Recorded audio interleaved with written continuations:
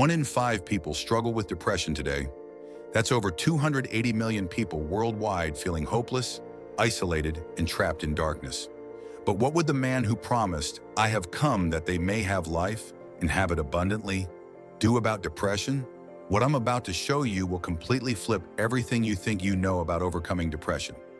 Jesus' approach is so radical, so opposite to what depression tells us to do, that it sounds almost impossible.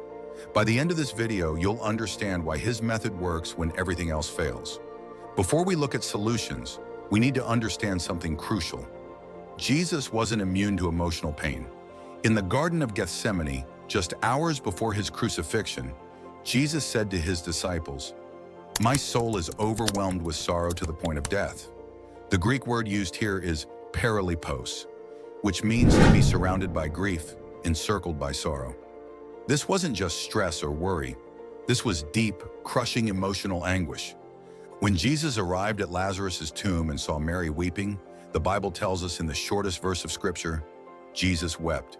He didn't offer quick solutions or empty platitudes. He entered into the pain. This is revolutionary. The Son of God experienced what psychologists today would recognize as severe emotional distress. He understands depression not from a distance, but from personal experience. But here's what's incredible, and what most people miss about Jesus' approach to emotional pain. In his darkest moments, he did 3 things that completely go against everything depression tells us to do.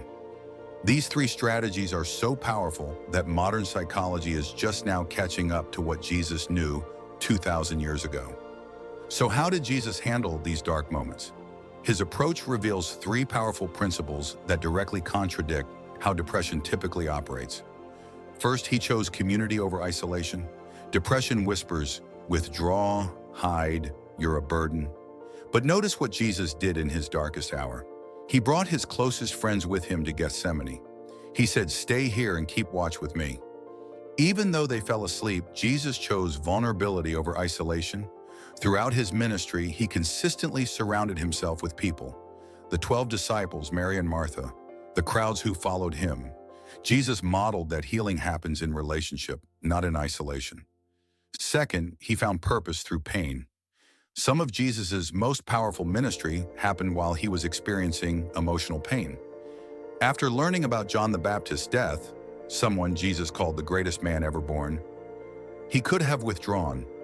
Instead, he used his grief as compassion for others. When the crowds followed him to his place of solitude, he had compassion on them and healed their sick. Jesus transformed his pain into purpose by serving others who were hurting. The third principle is eternal hope.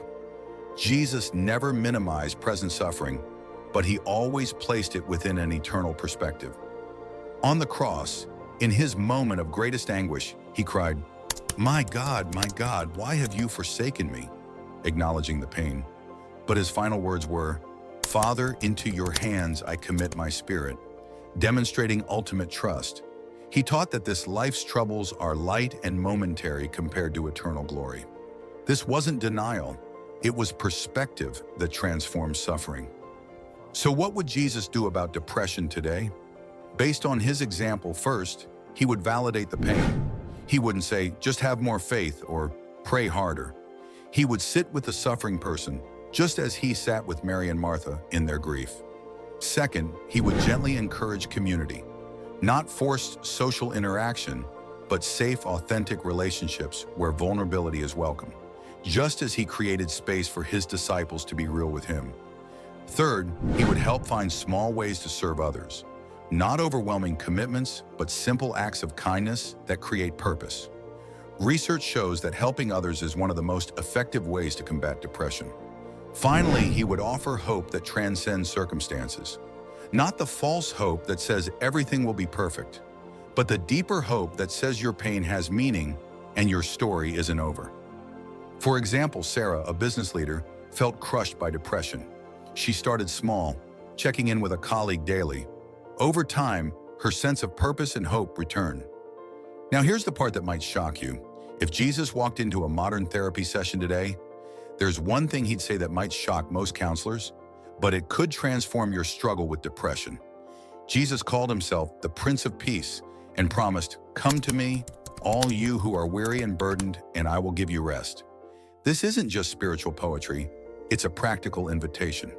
If you're struggling with depression, know this: seeking help isn't a lack of faith. Jesus sought support from his friends. Professional counseling, medication when needed, and therapy are tools that can work alongside faith, not against it. The same Jesus who wept with Mary and Martha, who agonized in Gethsemane, who understands your darkest moments. He's extending his hand to you right now. Depression may be overwhelming, but it's not permanent. Community may feel scary, but it's healing. Purpose may seem impossible, but it's available in small steps. And hope may feel distant, but it's closer than you think. Remember, you are not alone, you are not a burden, and your story is not over. If this message resonated with you, subscribe for more biblical wisdom on life's biggest challenges. And remember, even in your darkest valley, you are loved, you have purpose, and there is hope.